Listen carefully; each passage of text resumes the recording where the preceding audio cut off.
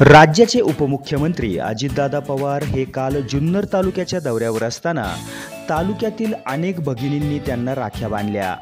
त्यांच्यासोबत आमदार अतुल बेनके यांच्या वतीने 14 नंबर येथील तालुक्यातील सर्व भगिनीसाठी रक्षाबंधनाच्या कार्यक्रमाचे आयोजन करण्यात आले होते, ज्यात हजारो महिलांनी सहभागी होत आमदार अतुल बेनके यांना राखी बांधून त्यांच्या विधानसभेतील विजयासाठी मनोकामना केल्या आहेत। गेले अनेक वर्षापासून बेनके कुटुंबियांकडून रक्षाबंधनाच्या कार्यक्रमाचे आयोजन केले जात असून यावर्षी देखील भगिनी मोठ्या संख्येने राखी बांधण्यासाठी ब्लूमिंगडेल इंटरनॅशनल स्कूल येथे जमल्या होत्या।